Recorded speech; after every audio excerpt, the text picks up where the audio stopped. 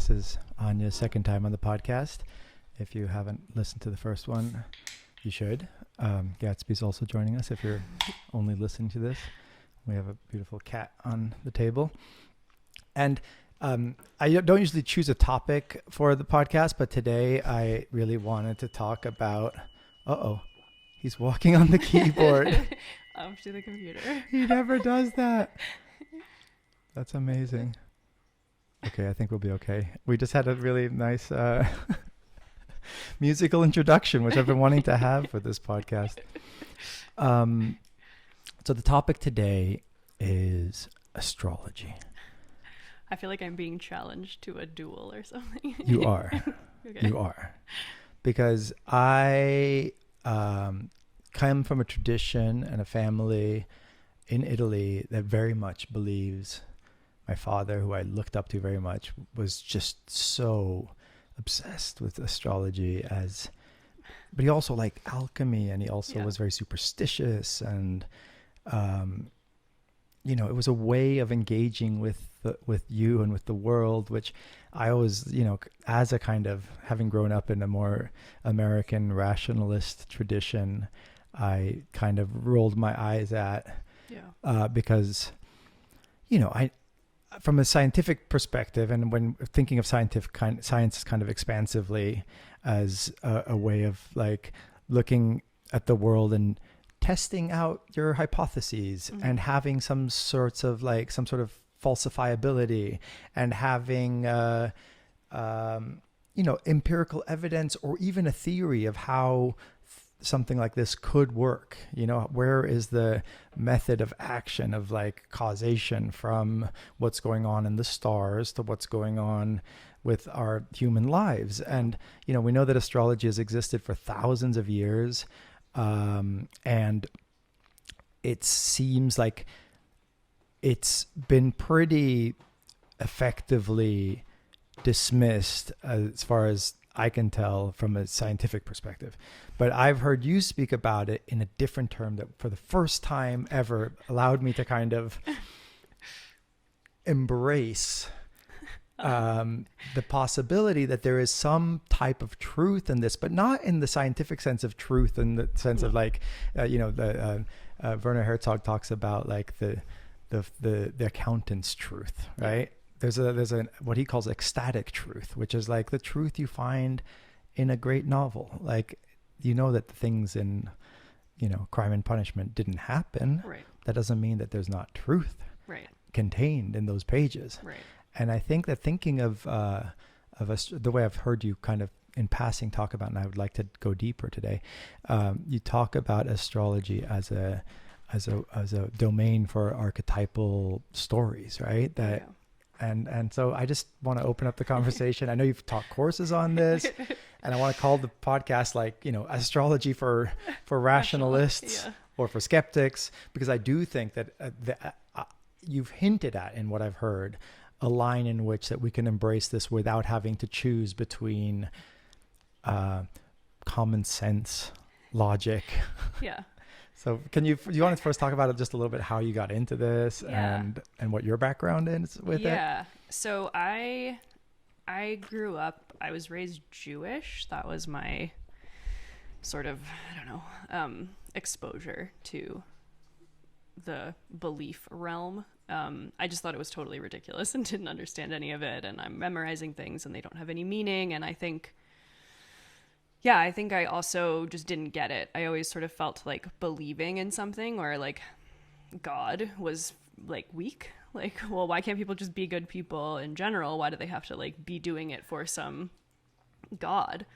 That you should just be able to be moral and decent and good and loving without doing it like for a reason, like being dominated to do it. And I knew what most people knew about astrology, which was like horoscopes in newspapers. I mean, that was my exposure to it. It sounds like you probably had more exposure than I did. I really didn't know anything about it. I just thought it was sort of hokey and like, okay, I kind of relate to that, kind of don't. And then 6 years ago, I got divorced and like changed my life in a really sort of drastic way very quickly. and was pretty lost. And I got really physically sick, and I was like living alone. And I felt like I had this weird inner sense of like, this is the worst period of time in my life. Like, this is so shitty. But for some reason, I feel like this is exactly where I'm supposed to be. So there was like this odd underlying meaning, or yeah, just sort of like I felt comfortable in the discomfort in a strange way, even though it sucked and I wanted it to be over, and I wanted to heal and like get on with my life. And I found astrology during that time. Someone mentioned something about me being in my Saturn return, and I had no idea what that meant. And so I looked it up, and I realized that like we have more, like all of us have a full astrology chart that has more than just the sun, and like there's a lot of other things about it that I didn't know. And I started reading about what was happening in my life at this period of time, which is when Saturn in the sky returns to the place where you have Saturn in your natal chart. And this happens for the first time in your late 20s. And there's like the Forever 27 Club. Like a lot of celebrities have died around this age. Like it's a sort of coming of age, astrologically speaking. And it just made sense. And I kept researching it, and it made more sense. When you say made sense, what do you mean? Like,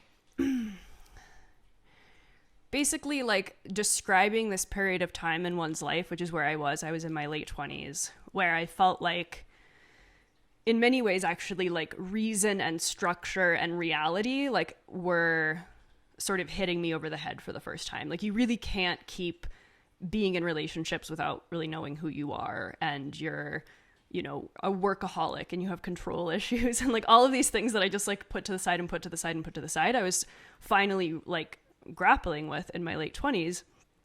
And this is what was described as what happens during someone's Saturn return in their late 20s. And I really didn't approach it with any like, I wasn't looking for a belief system or like looking for anything. I just thought like, oh, like what they're describing on the internet about this period of time in my life feels like the most accurate representation of what I'm going through. You know, which honestly could have been the case for any number of things. Like I don't think astrology is like the end all be all of meaning and belief. It just like that so happened to feel resonant for me. And what I started to really like about it was, you know, all of these like random associations that we have, right? Like a Scorpio is this and a Leo is this, and there are these sets of characteristics that feel relatively random.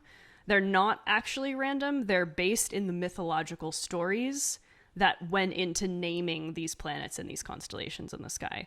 So Leo has all these qualities in terms of charisma and strength and ego and pride, because the constellation of Leo was informed by the story of Hercules. And so if you look at the mythological story of Hercules, you'll find themes of like charisma and ego. And I was like, oh, that's cool. And like I can relate to these stories more than I can relate to random associations with planets and signs and all of that. So that's I think what really like hooked me was I was looking for a better way to understand myself and grapple with my past and my childhood and who I was and how I interacted with people and how I interacted with the world. And I felt like the most resonant way for me to do that was to put myself in the context of like archetypes and narrative and the collective unconscious. Like, how am I exploring things that other people have explored before? Let's unpack those words a little bit for people who don't know what they mean. Yeah. Because there is, you know, a tradition, you know, in Jungian psychology, especially, of collective unconscious, of archetypes. But for someone who is unfamiliar, what's an archetype? So an archetype is basically, there are many, and Jung was really like, I think, the first to really talk about this. But basically, if you look at, like, you can use the example of lots of stories. So there are certain stories that speak to, let's say, journeys into the underworld. And these stories appear throughout different cultures, throughout different time. There's a different name for the characters. There's a different process which they undergo, but there's like, a through line of someone journeys to the underworld and has an experience. And so that the underworld is sort of an archetype in and of itself. And so we can look to different cultures again in different times and see the same image reappear. And so, yeah, like the depths is one. There's the archetype, relational archetype, Venusian archetype. So there are these different, in astrology, they're represented by planets and signs and houses. But there's lots of different ways to categorize them. So, yeah. And what's the collective unconscious?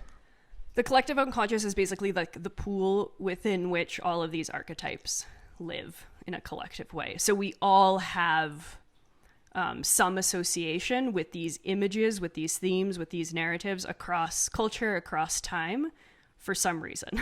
And these appear in our dreams often, right? Yes, exactly. Yeah. So places where we can get sort of like still enough and quiet enough, or just not conscious at all, to sort of tap into the ways in which these things appear and reappear throughout time. This is part of my resistance to the kind of reductionist scientific worldview, is the inability to find meaning where there clearly is. I don't even know if science should be talking about meaning at all. Yeah. So when it says that there is no meaning, I think it's actually saying something about meaning when it shouldn't be saying anything about meaning. Just like when it says things about like value or about ethics and stuff. Yeah. And so I think when I heard that like scientists have dismissed the idea of there being meaning in dreams, I think, okay, well, you're missing but science doesn't have the tools to measure that. I mean, I think that's the problem. Exactly. Like that science is meant to measure and assess and theory and do all these sort of mechanistic things that don't really like belong in. They don't have bearing, right? So when you interpret a dream, I think it's just you're outside of the domain of the scientific, and that doesn't take away value. Just the same as way when you interpret a work of art, right? Like that's just they're different domains and they require different tools. It's like the only tool you have is a hammer. Everything looks like a nail. Yeah. I think that's often the mistake that people that turn a kind of tool like science, which is an amazing tool, into a metaphysics all-encompassing, like that it's supposed to answer the man's search for meaning, right? Yeah, like if you read a poem and get goosebumps, like there's no we can't really understand why. We can understand why mechanistically, maybe, like your body is developing goosebumps, and we can talk about the process by which it's doing that. But why is you reading these words on a page written by someone else evoking this feeling in your body? And we can, again, like theorize as to why, but I just think that some of these things are meant to be inexplicable. Like I think that's... Or even if they're explicable, I think they're explicable in a different way. I mean, if you explain a poem you could give it a physicalist interpretation of like it was made by this ink being put on the page. Yeah, exactly. And made these shapes. Yeah. That would be true. Yeah. But it wouldn't be all the truth, right? So that's where I'm interested in saying, like, exploring, like, what type of truth are we looking at, if any, when we... So I mean, we talked briefly before, and I told you my one of my favorite people in the world and one of the smartest people I know is religious. And I ask him all the time as a skeptic and as a, debater, how can you believe in this shit, And he's obviously smarter than I am. He's, Harvard Law, taught, the philosophy PhD at Berkeley and professor at Oxford now. And his answer is, but I don't, belief has nothing to do with it. Right. Like I engage with this because it organizes my life into practices, and practices are a way of engaging with the world that is outside of belief. Belief is very kind of grounded in a subject-object understanding of the world, of a kind of limiting and reductionist way of explaining things as I have beliefs in my head and these are things in the world, and there has to be some sort of like relationship between the two, and then either it's true or it isn't. But sometimes when we have a practice, for example, eating dinner together, again, we can talk about that in terms of the caloric intake and what it's doing to our blood glucose levels. And all that's true. It certainly doesn't get at the meaning behind a beautiful family meal or romantic dinner that you have with somebody. Right. And I said this earlier too. Like, I remember you saying yesterday something about believing in astrology. Like, well, I don't believe in it. And I thought, well, I don't really believe in it either. Like, I think what I believe in meaning and like connection. I feel like there's lots of stuff going on and lots of connections that exist beyond my comprehension and beyond my rational capability of understanding like how the world works or what the meaning of life is. I just think there's lots of stuff that I don't know. And I feel like there's some meaning behind it all. If not meaning, then just like love and beauty and just sort of like ineffability. I don't know. So I believe in like meaning and connection, but whether you use astrology or meditation or human design or having sex or like whatever your language is to express meaning is up to you. But it's like, it would be like saying like, we believe in having meals together. Like we don't really, it's not a belief system. It's just something that it allows us to have meaning in our lives. It's a domain in which that's rich for meaning. That's how I feel about dreams also. Right, exactly. And the fact that we share some of these symbols that appear throughout cultures and time. I mean, I'm always curious if like little kids in like Babylonian times like had anxiety dreams about being naked in school. And how much that obviously that depends on there being clothes and there being schools. So there's got to be some like crossover for sure. Or dreams of falling. Like did they dream out of like falling vast distances when there weren't planes or well, and I think like also the collective unconscious, which we could say is, you know, in some ways maybe like static and exists at all levels at all times, is also absolutely informed by culture and the times that we're in. So we may have the archetype of the warrior, let's say, that exists throughout different cultures and different times, but our individual culture and our individual time is going to influence what we think about the warrior.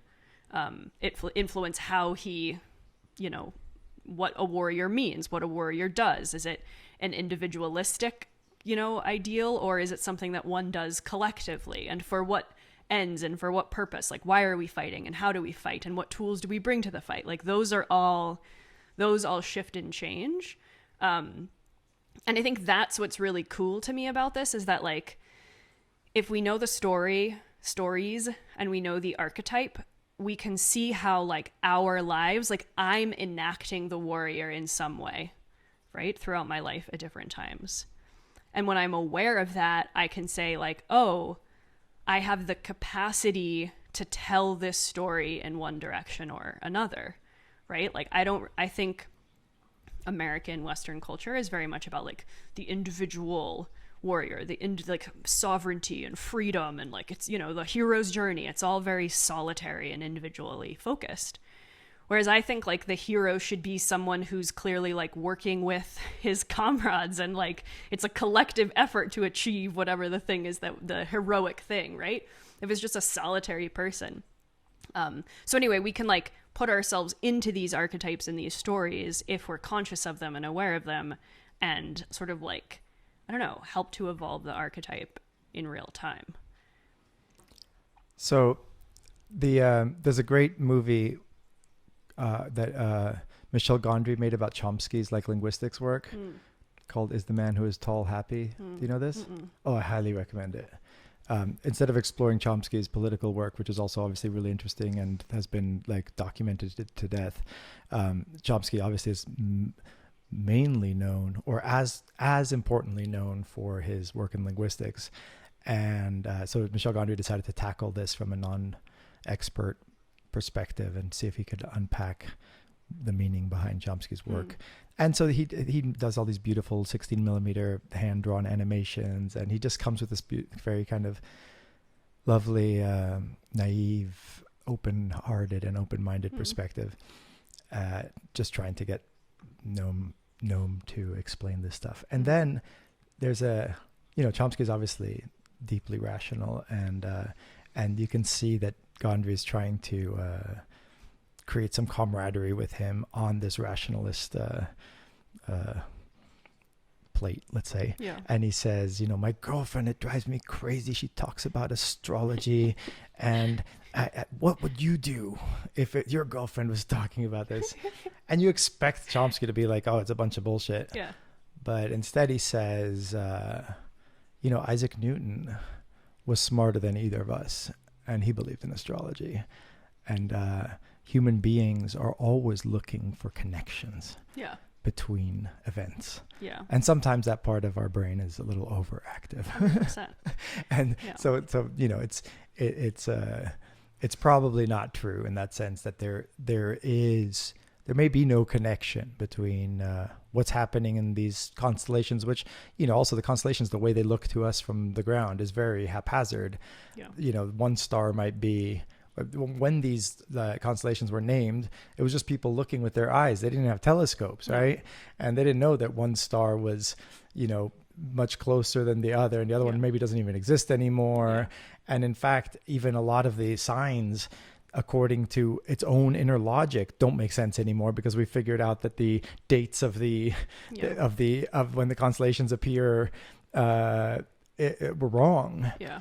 But again, it seems like you're not seeing this as a way of predicting or connecting, like the stars are not causing what's happening to you today in your life. No. Yeah, it's very like as above, so below. And the rest of the quote, which most people forget, is as below, so above, as within, so without. I think something like that. So it's very much just like, I don't know, like I've come a ways since I first learned astrology, and I feel very like alienated by the world that believes in astrology, because I just feel like I engage with it so differently.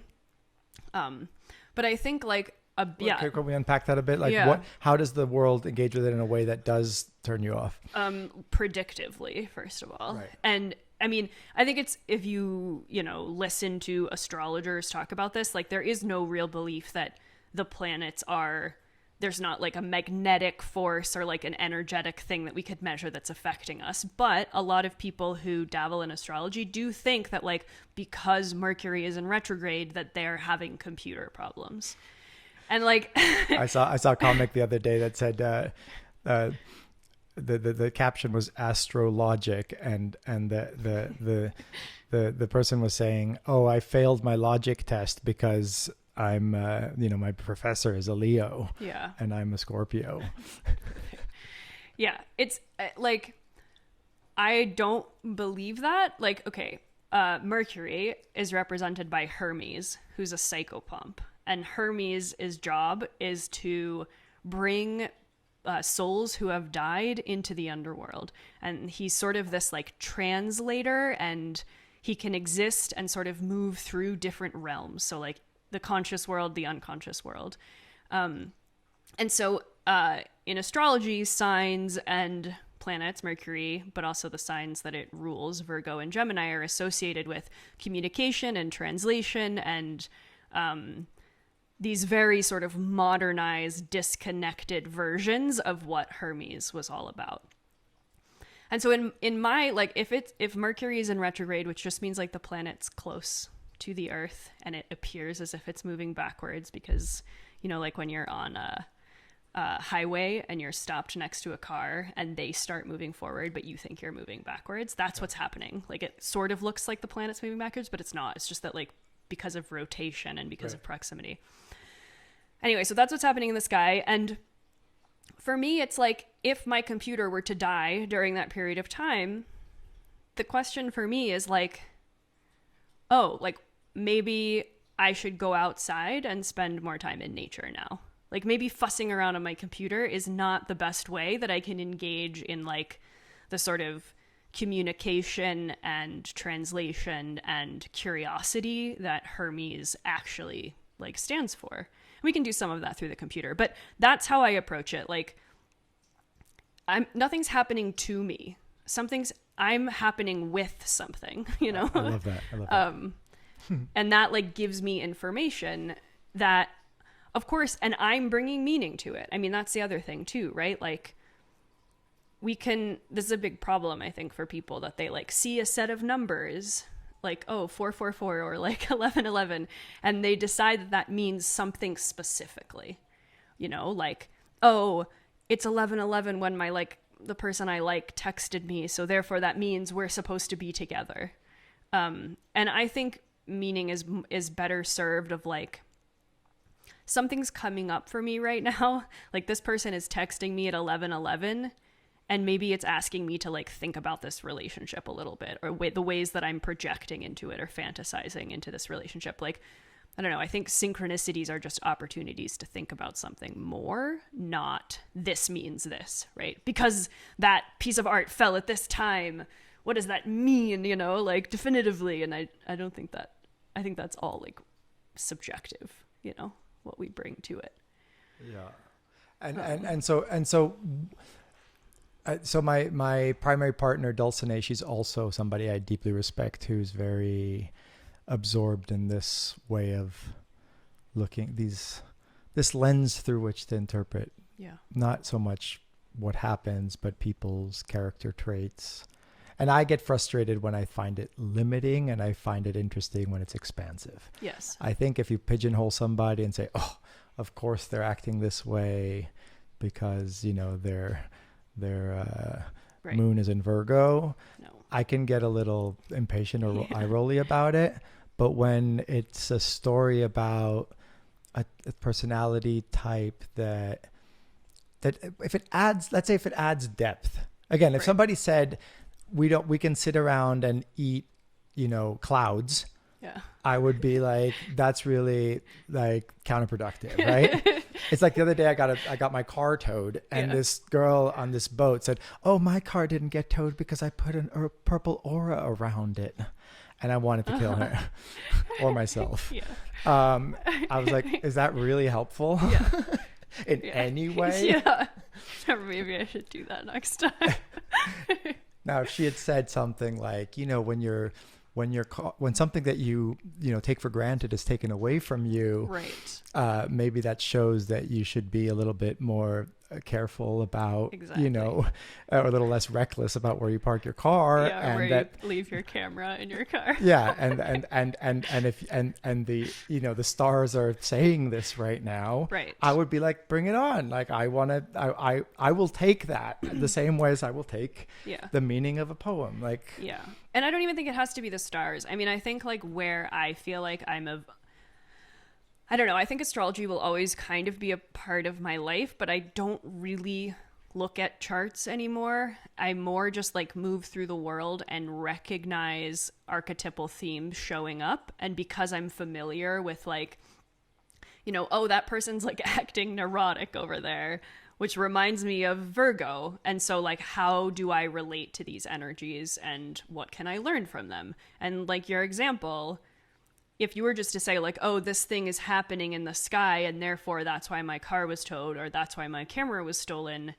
like that's not meaning. That's just making excuses for something and not learning anything. Like that's what I'm fast. I want to learn things about myself and like the world and other people. And I've been fascinated with like layers of explanation and explainability. Yeah. Because obviously there's got to be different modes of explanation that have to be able to mutually exist, right? Yeah. So we have a kind of, let's say we do have a simple deterministic cause and effect universe, which seems to be on some level happening. There's like, even it's maybe not so deterministic with quantum physics and everything, but there is some level on which there's a purely physical explanation for why things happen. Yeah. But even like outside of the human realm, there's you know, a physical explanation is different from a chemical explanation, but it's the chemistry is built on the physics, right? And then you have a biological explanation. I don't know enough about this to, I wonder sometimes, like, can you deduce theory of evolution from basic physics?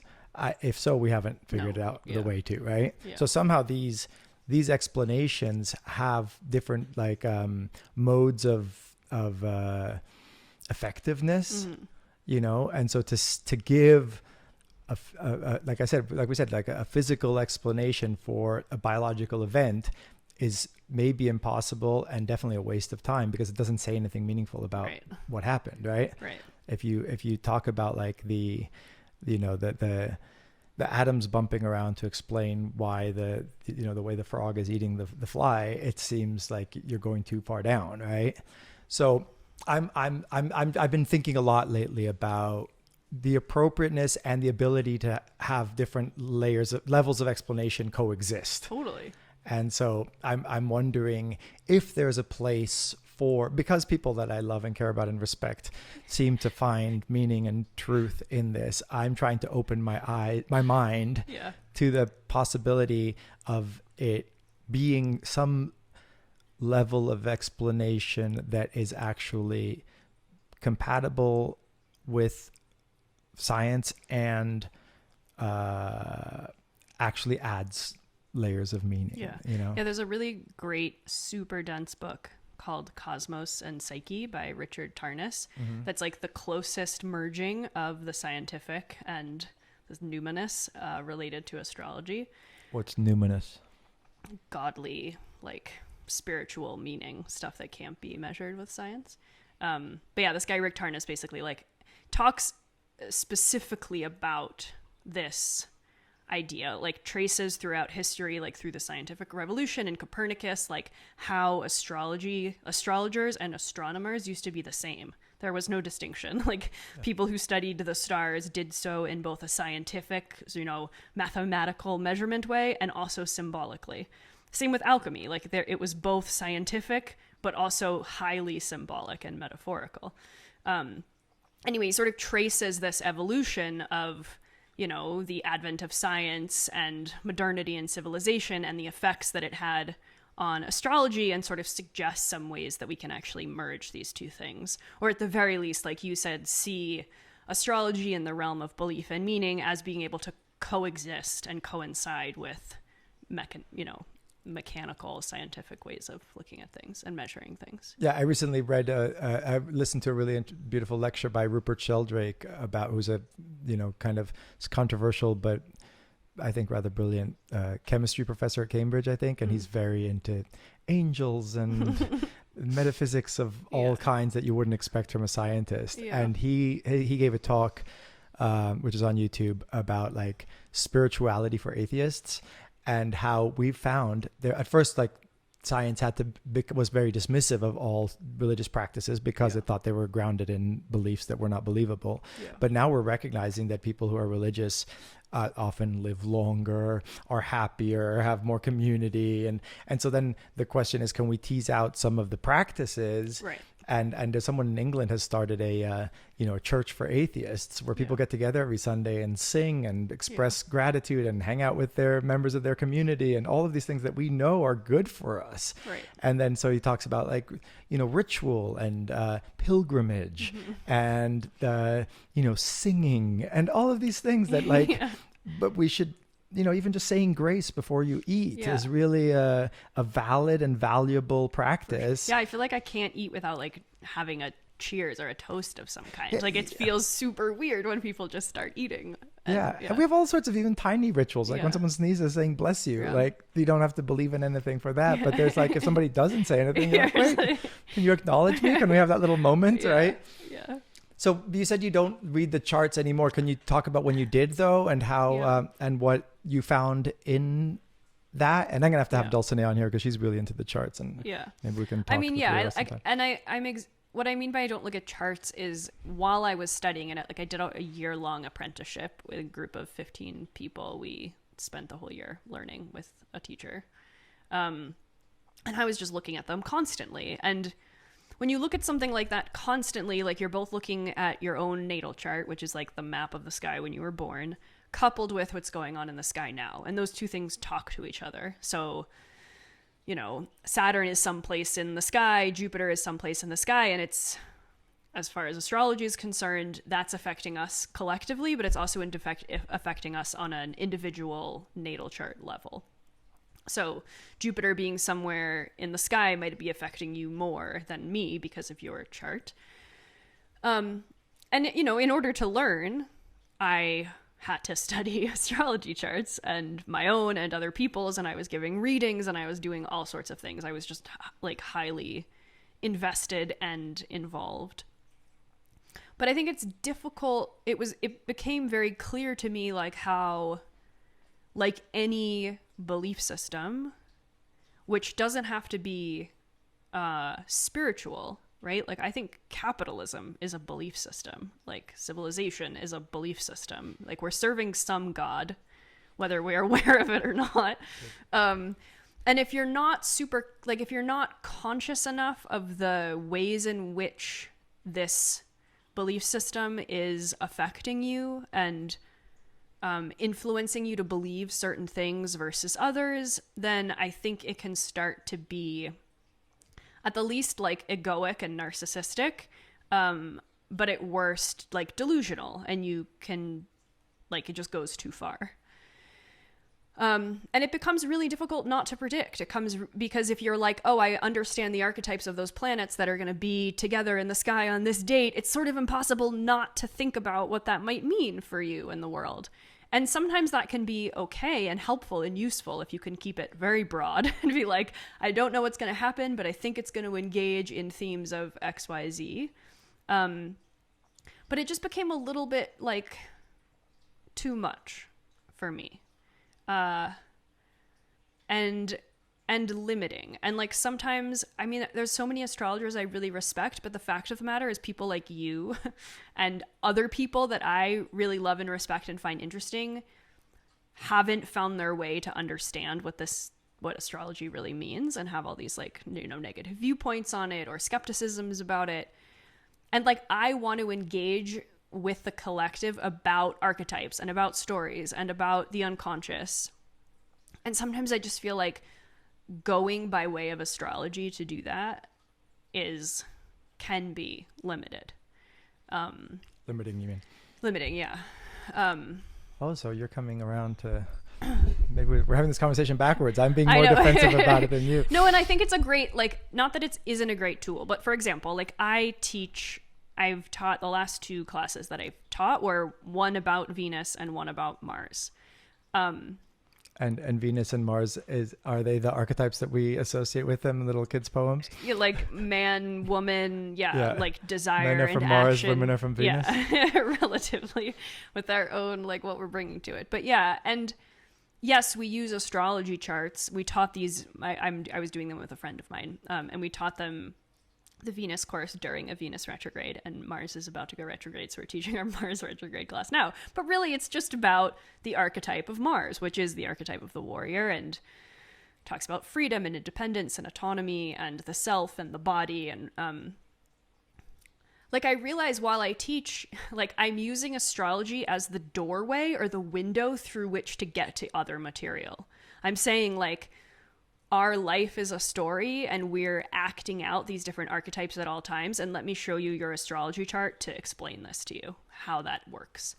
But it's not necessary. Like, I could talk to you about archetypes that happen to be astrological without ever mentioning what's happening in the sky. And, like, that to me is actually really cool. And so I'm looking toward being able to teach people about these archetypes without having them have to understand or even buy into astrology, which might be a little like I'm like coming in the back door with it. But I just think that's cool. Like, I want to open it up further, and I don't think we necessarily, like, go ahead. No, I'm just wondering if you can go a little specifically deeper into some of these, specifically as it relates to your thoughts and work on sexuality. Because we seem to have, like, brushing the surface of those topics a little bit, and I know that's something you think about a lot, and kind of the archetypes of the man and the woman. Obviously that is becoming more expansive as well, which I think is fascinating and beautiful to watch as we move into a less binary take on gender. And I'm loving seeing this the questioning of the archetypes and the kind of reinterpretation of them. And Yeah. I'm wondering if you think about this at all, and how your view of archetypes relates to your view of like a progressive and kind of slightly transgressive approach Yes. to these issues. Yes. Yeah. So, and I think like Mars and Venus, what they're really symbolizing is, let's say, more feminine, masculine, which is like energetic than gendered per se. And we all, of course, contain both of these, all of them.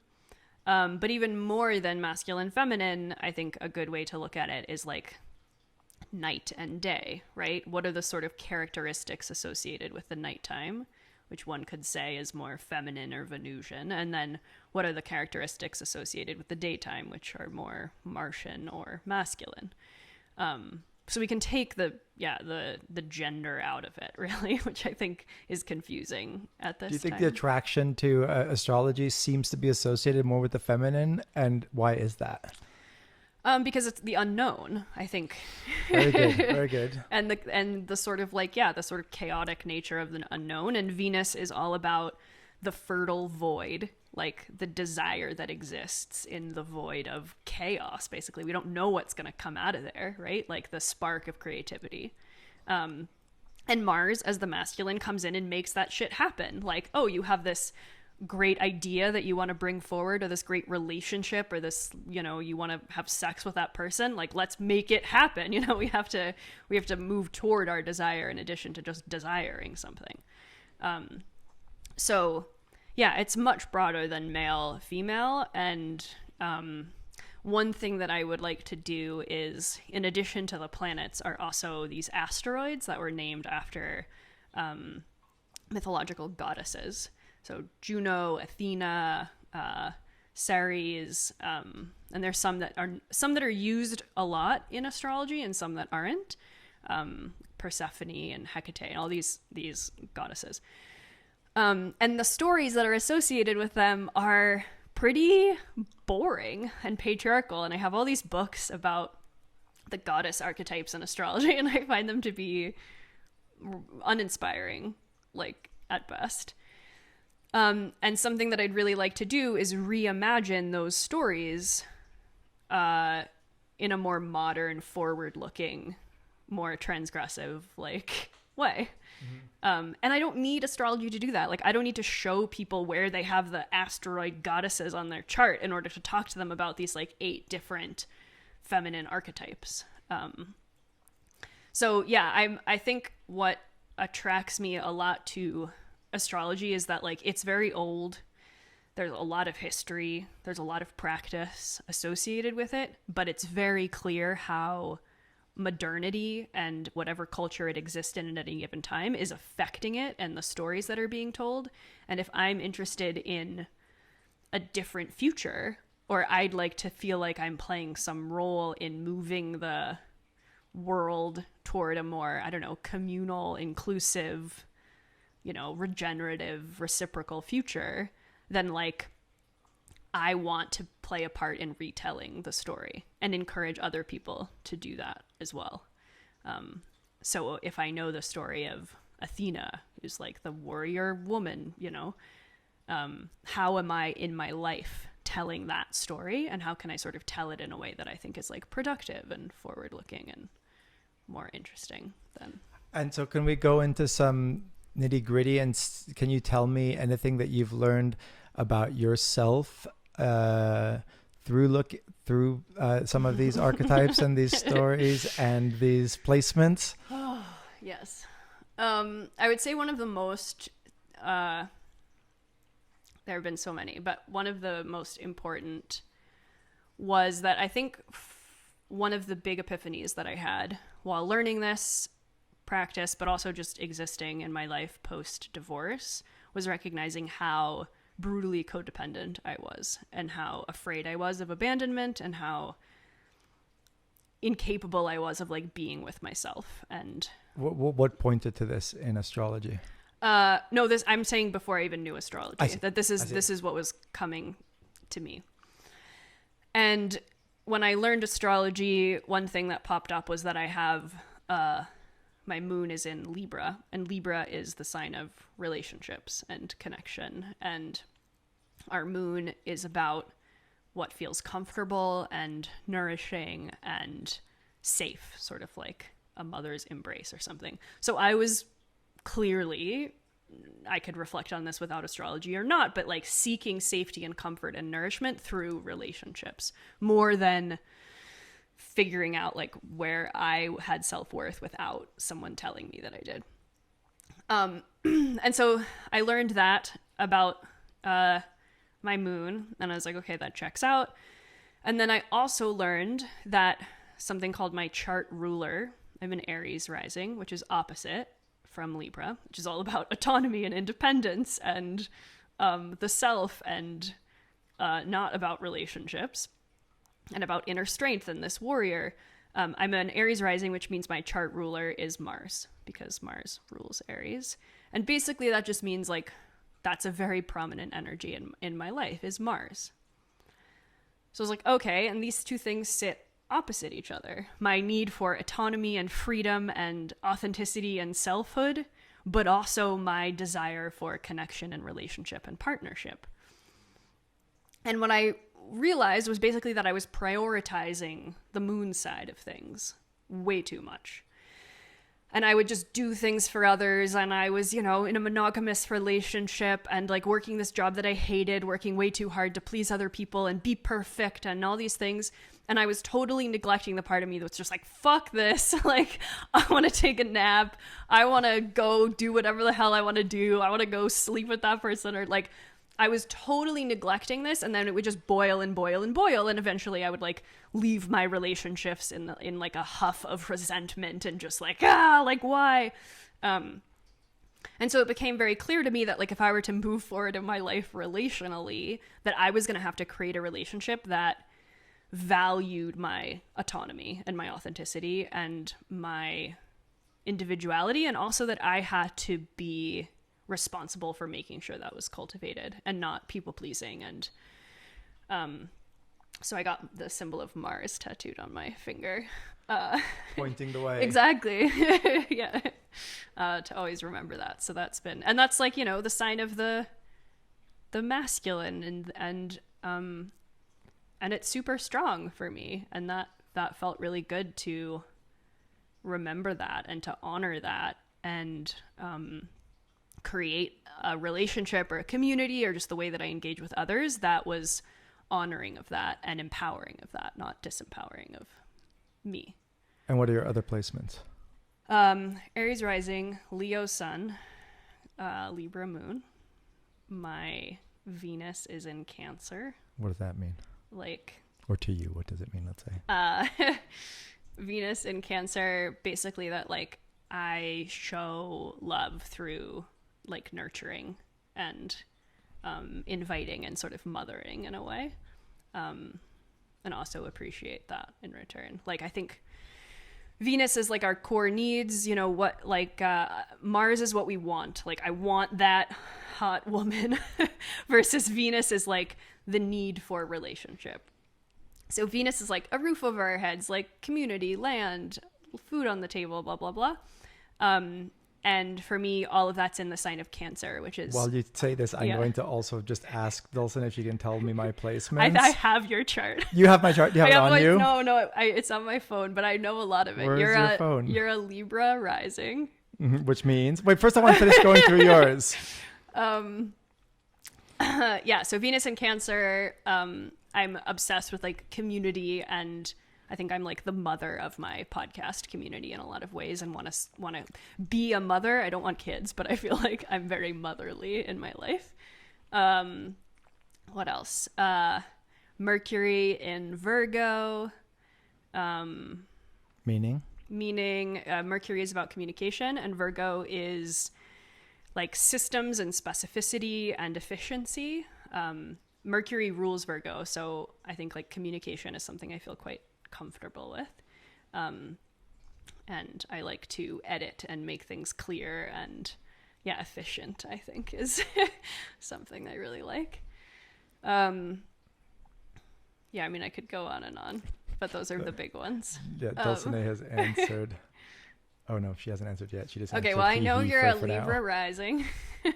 But how And do you why know this, are we- first of all? How do you know this? Because you posted I think your mother found like a card that said your like birth time in Thailand, and and I think I already knew some of it, but I didn't know the time, and I was like, oh, that's the missing piece. So I, in a very sketchy, stalkery way, plugged in your chart on my phone. I'm flattered and honored.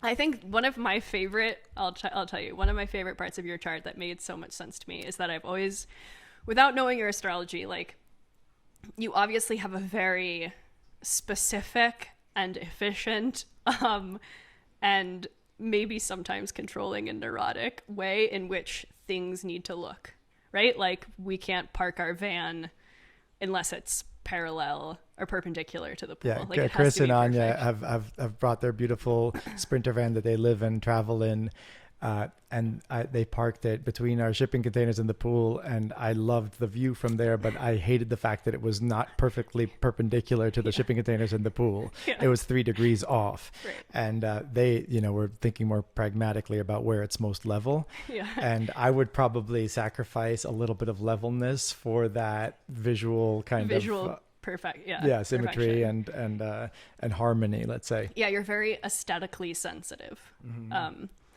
Anyway, so I've known of this about you for a long time, and you're a Libra rising, which means Venus is your chart ruler. And Scorpio Sun, Libra Rising, Yeah. Sag Moon, Mercury Scorpio, Venus Virgo, Mars Cancer, Jupiter Aries, Saturn Leo. I have your full chart pulled up if you need more.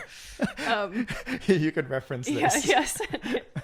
Right. Okay. So Venus is your chart ruler, and so it's very prominent. So design, aesthetics, beauty, art. This is a big pillar and component of Tao, obviously. But it's sort of like specific, and you're very sensitive to the way that it look. You don't just you don't just like all things, you're very specific about what you like and how you like it. And so you have Venus, which is the sign of beauty and art and aesthetics, in Virgo, which is all about like efficiency and specificity and system and organization and like mathematical perfection. So that made so much fucking sense to me when I learned that. Like, not only is that a part of you, but that's a very, very prominent part for you, that aesthetically you like things to be in a specific way and look a specific way. And of course, the scientists said the complaint about astrology is that, or even about psychoanalysis, for example, is that the worst criticism you can give is like, it's not even false, because it's not saying anything that can be like testable or falsifiable. Right. And I think that's a feature, not a bug. Like if we lived in a world like, I mean, they tried this, the logical positivists, the early Wittgenstein thought like, any statement that isn't true or false is not saying anything at all. And his whole, Wittgenstein is one of the few philosophers who's had 2 major works, the second one dedicated entirely to saying he was wrong in the first one. And he started a whole school of thought in in his early career called logical positivism, and he had to admit that like it was too limiting to look at the world in this way, and seeing sentences and language purely in this black and white binary way of truth and falsehood is absurd. For sure. So to me, the fact that all of this that you're saying about me is not falsifiable is wonderful. If it was falsifiable and I was locked into it, I think I would be more dismissive of it. Right. But the fact that you can kind of tease out meaning in my behavior in the same way that like a work of art is like infinitely filled with the possibility of interpretation. Like obviously maybe certain interpretations don't make sense, and that's good too. Let's say look at a painting instead of a person. You want it to be both limited but inexhaustible in some strange way, right? And I like this aspect of the of the interpretation. And where the looking at charts like comes in handy, I think, is let's say like all these things are happening in the sky, or it doesn't even matter what's happening in the sky. Like in your life changes. Your relationship to art and beauty is gonna transition and evolve and transform. And yeah, that's the other thing that people just get wrong about astrology. Like, I'm a Leo or I'm a Scorpio, so that means this. No, like, that story is incredibly complex. And there's a shadow side and a healthy, mature side. And you're going to evolve and weave your way through those different ways of expressing that thing for your whole life. And hopefully we can become conscious and intentional of it so we can, like, weave in the direction we want to go.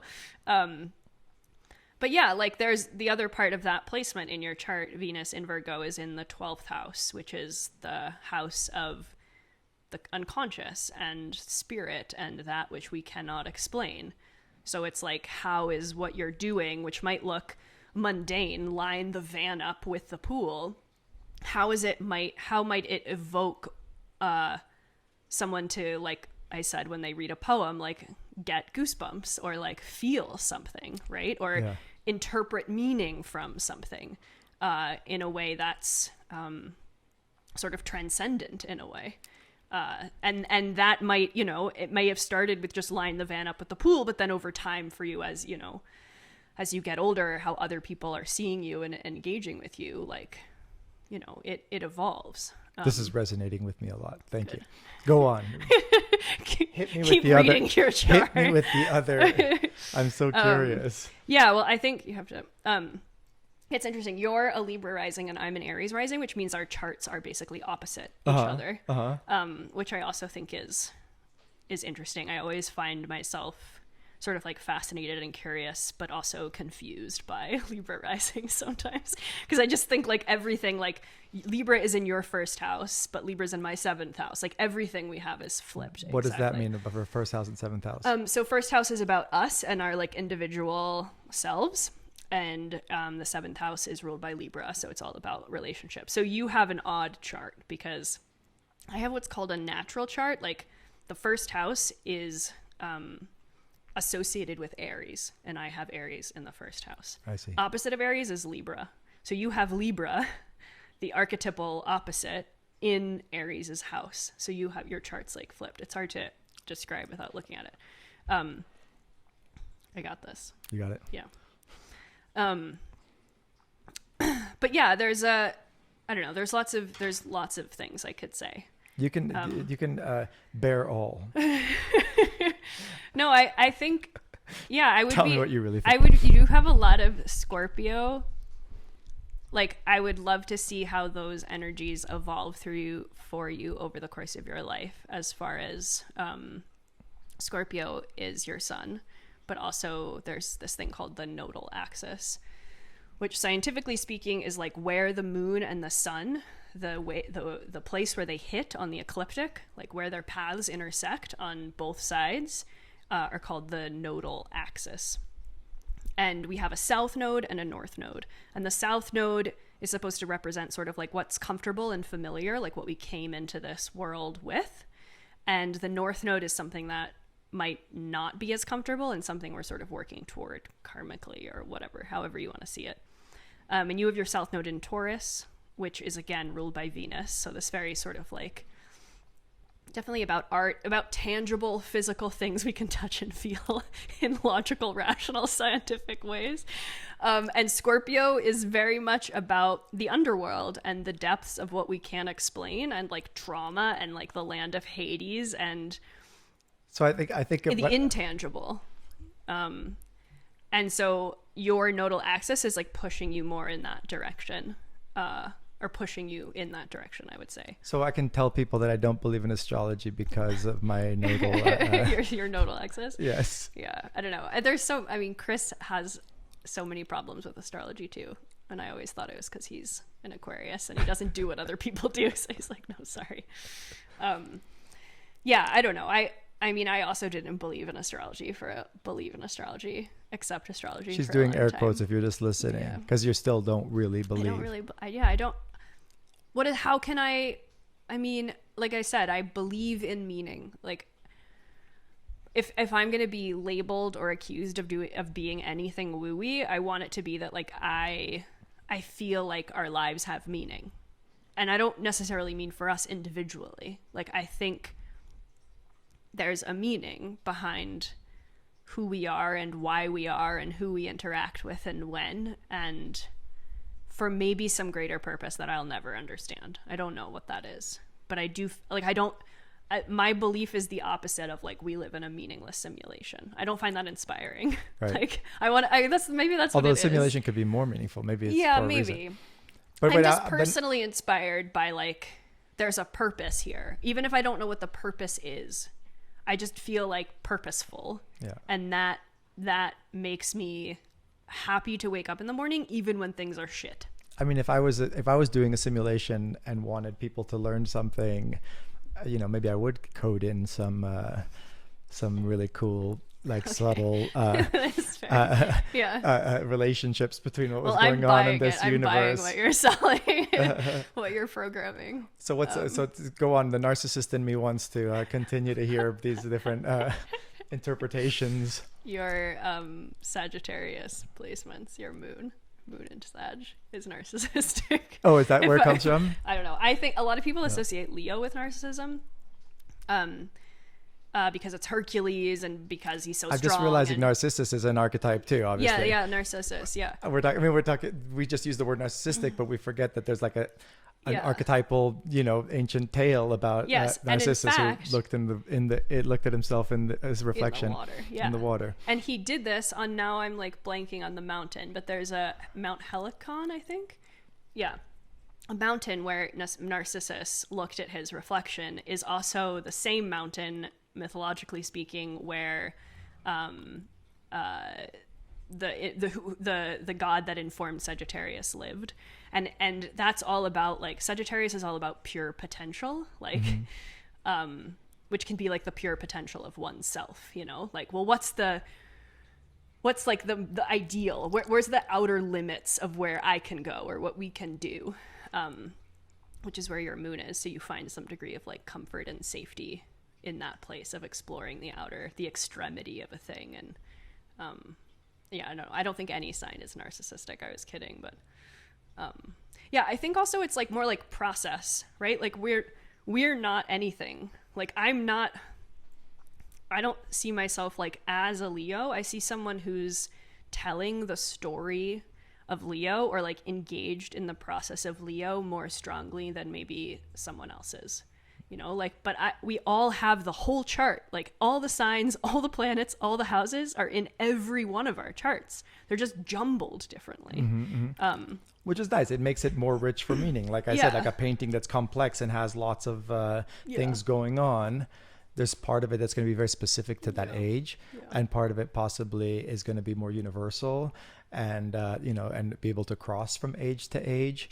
There must have been works of arts that really resonated with certain aspects of a culture that we just don't have access to anymore, and therefore must seem maybe more meaningless now than then, or insofar as we have access and we can recreate a world through the other works of art and other products of that age. So okay, so we have Libra Rising, Scorpio Sun, Sag Moon, Mercury Scorpio. Did we talk about Mercury? Scorpio. What is Mercury again? Mercury is communication, like you wanting to have conversations that are more of depth than superficial. Like, let's talk about sex and money, and that's where you would go. That's where your interest is in as far as communication is concerned. So the attributes when you see like a Scorpio and Mercury, or Scorpio Sun, what does Scorpio mean? Well, Scorpio is the underworld, and it is representative of that which we are a little more uncomfortable with in our sort of day-to-day conscious lives. So everything that is taboo is represented by Scorpio. So like sexuality, kink, and death and trauma, and like shared money and resources and debt, and like the underbelly basically. And there's lots of stuff there related to like some abandonment stuff, but it's all about this sort of intangibility. Like Taurus and Scorpio sit across from each other in the chart, and I think this is the axis of security. Taurus is the kind of security that's like, I have my things, my house, my belongings, my money, my art, all these things that can touch my land, and that makes me feel secure. Scorpio's version of security is being in an alley in the dark and having a gun pointed to your head and realizing that none of that shit matters. And they both bring some degree of security. Very different. Scorpio's like, nothing matters and therefore I'm comfortable. Whereas Taurus is like, all of this shit matters and brings me comfort. So interesting. So yeah, you have both of those energies quite strongly in your chart. So yeah, if I were like giving you a reading, it would be interesting to explore that, like your relationship to like this place, and then what would happen if this place burned down, or like, and I feel like I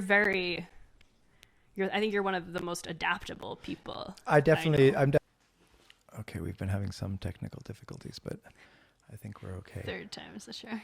Yes. So yeah. What were you saying?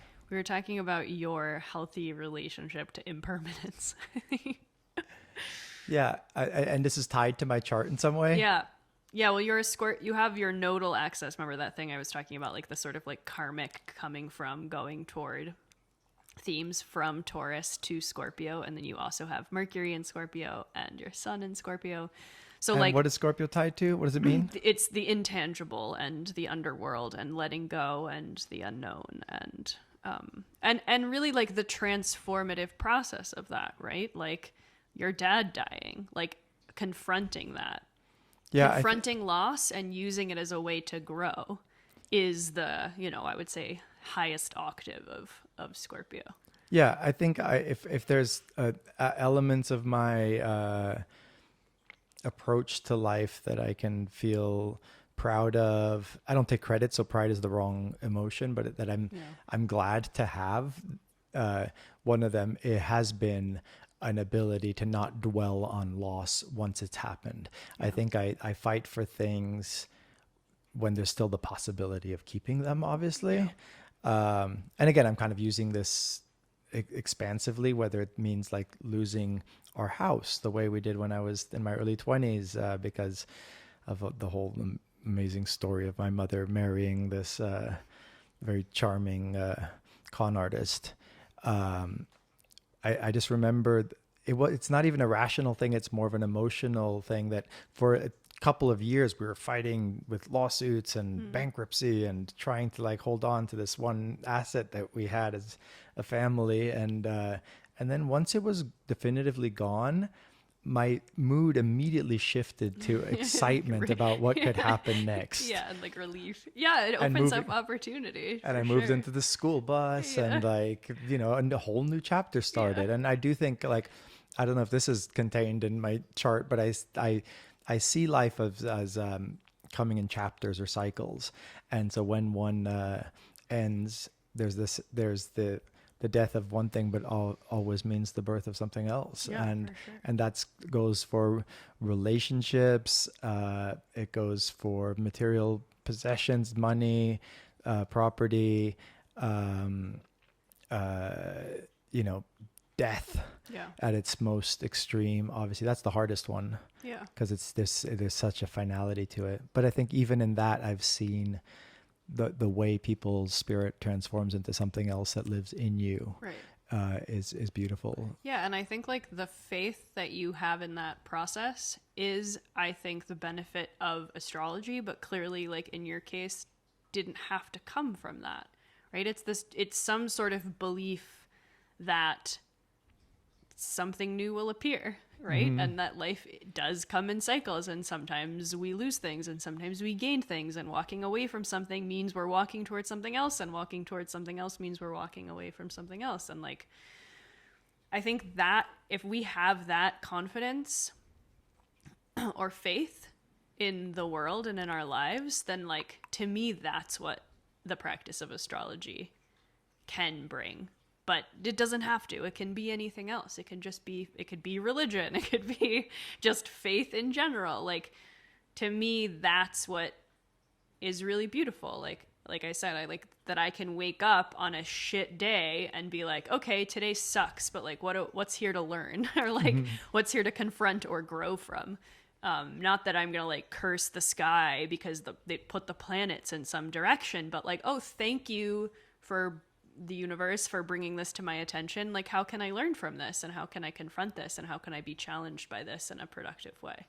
Yeah, and I think what works of art, religion, and astrology seem to have in common is that there are levels at which they can be taken, and some people are going to take it literally, Right. and I think that they're missing out. I think that like they're totally missing the point. if you take the Bible literally, if you take a story, yes, there's the story of what happened. Right. That's interesting, but really it should be a venue for, or a portal into an interpretive space. Yes. A domain rich for meaning and what, and so I again, like if you've helped, obviously I've been thinking about this for a while, but I'm trying to find a place of where I can sit comfortably with these conversations and not just be rolling my eyes, because I don't think that that's useful either. Yeah. I mean, you and me both. Like I said, it's very tricky to navigate what has become this very popular, trendy world of like New Age astrology, and feel like I'm really glad that this is coming back into fashion to some extent, but I really hope we don't miss the point. You know, like I hope we look at this more like almost like an improvisation, and like through a lens of curiosity, not through trying to limit ourselves, like you said. More depth, not less depth. And I also think that a truly scientific point of view doesn't like cry or get upset about the way things are, because the way things are is maybe the only way they can be. Yeah. So if people are walking around thinking and talking about astrology, I think the truly scientific perspective is to think about why and what's interesting about it more than banging your head against the wall. Totally. Yes. I always think it's so strange that people who are so deep down materialist, you know, in the sense of thinking that, you know, materialist philosophy. I'm not talking about being like materialistic in the sense of like, but in the sense of like believing that the only thing that exists is matter and physical laws. To see those people getting upset about people having like religious beliefs. It's a religion. They're doing the same thing. Like, why are you getting upset about the way things are? Yeah, it's like, it's fundamentalism. And I mean, I think that's a big risk. Like, I think there are big risks in like pragmatic, scientific, mechanistic ways of thinking becoming fundamentalist. Because I think, you know, like, believe the science. Well, I don't know, like, doesn't science change? And like, you know, and I understand where people are coming from, but yeah, I think we need to find and that's like astrology. The whole point, it's a circle. Like Jung talked about astrology in this way, relating it to a mandala, and he would constantly draw mandalas as a way to like gain access to his own unconscious. But the symbology of the mandala is like the center is our wholeness and our authenticity and truth. And the point of an astrology chart is to find the balance, like the balance between Taurus and Scorpio, the balance between Aries and Libra. And maybe some of us have way more Aries or way more Libra. So like we need to tilt our scales slightly differently depending on who we are. But the point isn't to go off into any one of these boxes, but to actually find the balance between them all. And like we can coexist within paradox and within nuance and within duality, like. And that's what's fun. It's not about one or the other. It's finding the balance between the two. And so let's just, to wrap it up, I want to make sure that we go covered through your whole these. chart. Yes, I'm just curious.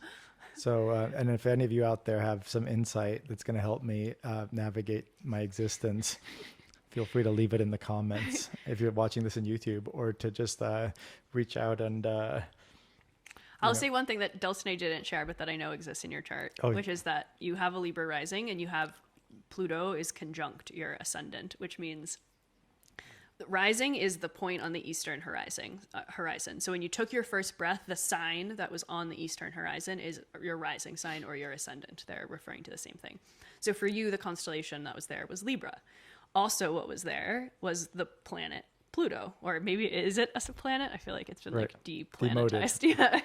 But anyway, Pluto rules Scorpio, and Pluto is all about, again, transformation, depth, unconventionality. And so like I think there's something for you in exploring, especially in relationship, and I mean like relationship with people and relationships with people in general, but relationships with all things, with art, with the planet, with, you know, color, with everything.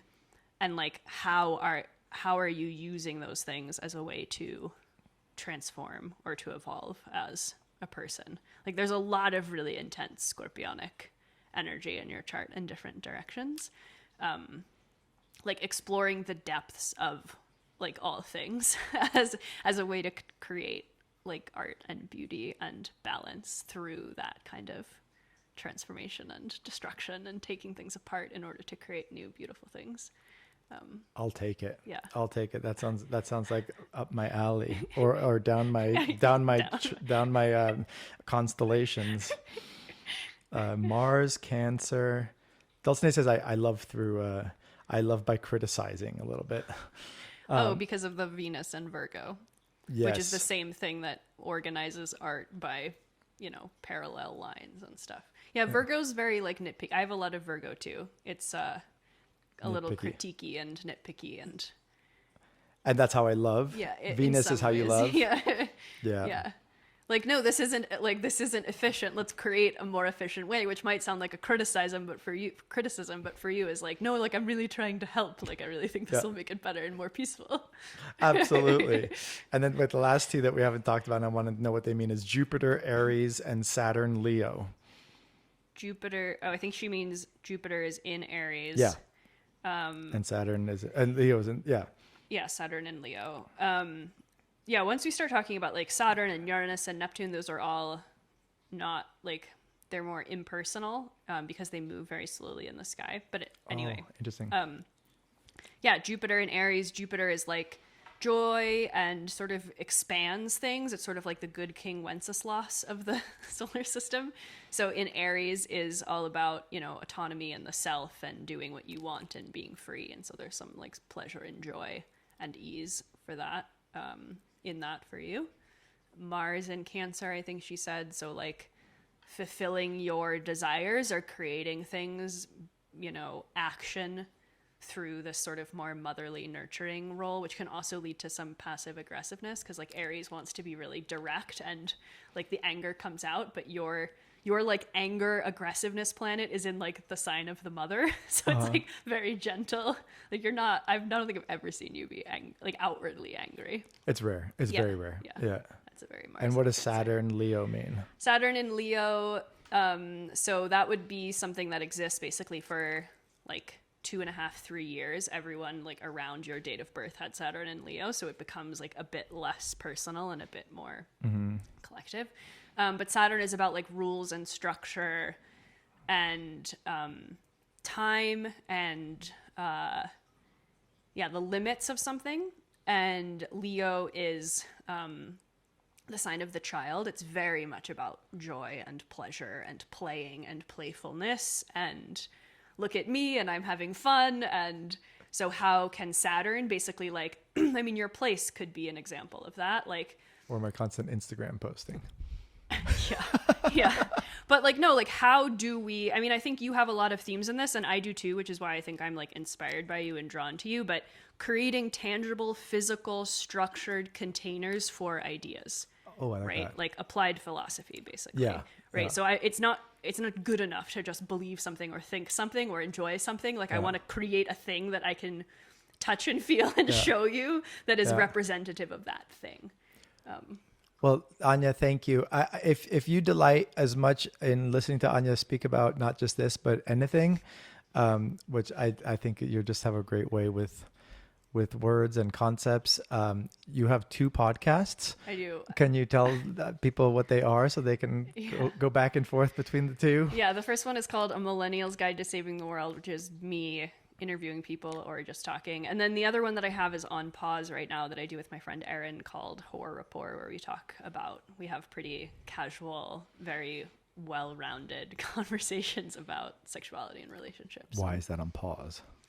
Because Erin is becoming just enrolled in Pacifica to become a therapist and is studying depth psychology. So she's a bit overwhelmed. I mean, that's a whole other conversation, but I think Erin and I felt like the iteration of the podcast that existed was something that we sort of had moved or evolved beyond, and like felt the need to either rename it or put it on pause, or I don't know. I felt like it captured a specific moment in time in both of our lives and in our friendship, and we're thinking about ways to kind of move it forward. So if you want to catch up with you on a more frequent basis, A Millennial's Guide to Saving the World, which hopefully will bring some of the elements of at least the your and that's side part of the conversation too. Like maybe Horror is just like a series that I do as a part of my other podcast, not necessarily a podcast in and of itself. So anyway, we're still reworking those details, but it still exists in the world. So if you want to listen to, I think we did 40 something episodes. And can you give a little kind of background, because you live and travel with Chris Ryan, who also has a podcast and also is a dear friend, tangentially speaking, and Civilized to Death and the Sex at Dawn, and just great kind of.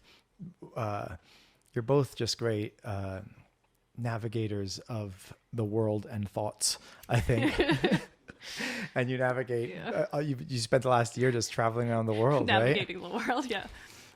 We traveled. We gave up our apartments in Topanga outside LA like 2 years ago, and have effectively been homeless ever since, and have been in the van a little bit or renting a house in Colorado. For the last year we were traveling abroad to Asia, Europe, Africa. We were in Georgia, the country. I think I'm gonna have, because not to just like I don't want to wear you out, so I'm gonna ask Chris. I'm gonna have Chris on next. He's gonna be the next episode, and I'm just gonna record it right after this, basically, and we can hear about your travels. But basically, definitely look up A Millennial's Guide to Saving the World, and tangentially speaking, if you want more Anya and Chris in your life, as I think everyone should have. Exactly. And also my dear friend and often co-host Patrick House he was the last episode, and he has a new book coming that just came out today called 19 Ways of Looking at Consciousness. The last episode we did, we called 19 Ways of Looking at Everything, because we talked about some of the same themes of this, of just like approaching explanation from different angles and gaining truth from different types of truth from those approaches. He basically wrote this book, triangulating, if there's a word for that's 19 ways of trying to understand one single event through 19 like theories of consciousness. So I do want to like just promote the book a little bit for my dear friend and often co-host Patrick House, 19 Ways of Looking at Consciousness. It's very related to this conversation, I think. I think so too. Yeah. I think so too. And then I was speaking of unconsciousness, we're formulating the next Bombay Beach Biennale, and the theme is going to be unconsciousness, because I think we've had so much talk about consciousness has become almost like cliche and overused term. There's conscious capitalism and things that make me nauseous. And so I thought, like, why don't we flip it as things are it's fun to do in Bombay Beach, and talk about unconsciousness. And I think that we have the unconscious has informed obviously our dreams, our creativity, some of these collective notions of archetypes and stories and myths. So I want to explore, and we do a philosophy conference every year, and I've been to a bunch of consciousness conferences, and so we're going to call this, since it's not really a conference, we're going to call it an unconsciousness unconference. And I'm hoping that we can get Anya to give a talk about the unconscious and astrology and some of the things we've been talking about today. So if, again, we don't announce the dates of Bombay Beach, you have to get involved in order to know when it's happening. But there is a Biennale season, which is January, February, and March, where we all move to Bombay Beach. Hundreds of people now, or dozens, I would say. Hundreds are involved in the event, and dozens are spending more time there and building this peculiar place. So if you're still listening now, you're the type of person I want involved, I think. So do join us in Bombay Beach next year and think about the unconscious. And if you have thoughts on astrology and what we've been talking about today for skeptics and rationalists, and also dreamers and creators, get comment about them and engage with us in any way that you like. Yes. Thank you, Well, Anya. thank you for having me on, Tao. Yay.